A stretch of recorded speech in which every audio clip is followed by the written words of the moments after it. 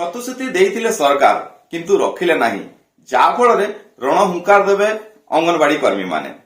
ଆଜ୍ଞା ହଁ, ଏହା ମୁଁ କହୁନାହିଁ, କହୁଛନ୍ତି ଅଙ୍ଗନବାଡିର ଷ୍ଟେଟ ସଂଘ, ଯେଉଁମାନେ କି ରାଜ୍ୟ ସରକାରଙ୍କୁ ଅନୁରୋଧ କରିଛନ୍ତି 28 ତାରିଖ ଭିତରେ ତାଙ୍କର 8 ଦଫା ଯୋଉ ଦାବି ଅଛି ତାକୁ ପୂରଣ ନ କଲେ 29 ତାରିଖ ଦିନ ଲୟାର ବେଞ୍ଚରେ ସମସ୍ତେ ଏକତ୍ରିତ ହେବେ ଏବଂ ରାଜ୍ୟ ସରକାରଙ୍କୁ ନିଜର ଦାବି ଜଣାଇବେ।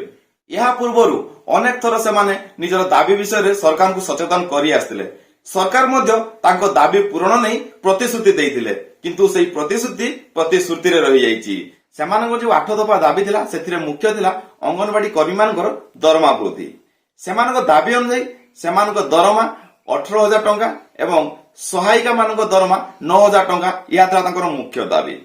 ତା ଛଡା 50% ରିଜର୍ଭେସନ ରହିବ ଅଙ୍ଗନବାଡି କର୍ମୀ ମାନେ ସୁପରଭାଇଜର ପାଇଁ, 5 ଲକ୍ଷ ଟଙ୍କା ଇନ୍ସୁରାନ୍ସ ଯଦି ନିଜ ଜବ କ୍ଷେତ୍ରରେ ସେମାନେ ମୃତ୍ୟୁବରଣ କରୁଛନ୍ତି ବା ଅନ୍ୟାନ୍ୟ କିଛି ହଉଛି ସେଥିରେ ଇନ୍ସୁରାନ୍ସ ରହିବ 5 ଲକ୍ଷ ଟଙ୍କାର, ଏହା ମଧ୍ୟ ଥିଲା ତାଙ୍କର ଦାବି।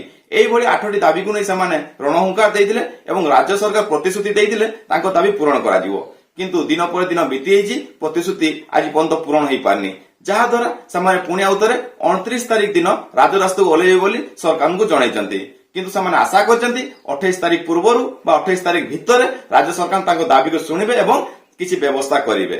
ଏହା ଥିଲା ଅଙ୍ଗନବାଡି ଷ୍ଟେଟ ସଂଘ ତରଫରୁ ବିବୃତ୍ତି। ଆଉ ଆଶା କରୁଛି ସମସ୍ତ ଅଙ୍ଗନବାଡି କର୍ମୀଙ୍କୁ ଏ ନ୍ୟୁଜଟି ପହଞ୍ଚିବା ଦରକାର, ଆଉ ସରକାର ମଧ୍ୟ ତାଙ୍କ ନ୍ୟୁଜଟି ମାନିଦେବା ଦରକାର, କାରଣ ଅଙ୍ଗନବାଡି କର୍ମୀ ମାନେ ବହୁତ ସାରା କାର୍ଯ୍ୟ କରିଥାନ୍ତି ଆମ ଛୁଆ ମାନଙ୍କ ପାଇଁ, ସେମାନେ ଯତ୍ନ ନିଅନ୍ତି ଆମ ଛୁଆ ମାନଙ୍କର। ତେଣୁ ଆମେ ମଧ୍ୟ ଅନୁରୋଧ କରୁଛୁ ଯାହା ଯେପରି ହୋଇପାରିବ ସେପରି ପଦକ୍ଷେପ ନିଅନ୍ତୁ ରାଜ୍ୟ ସରକାର।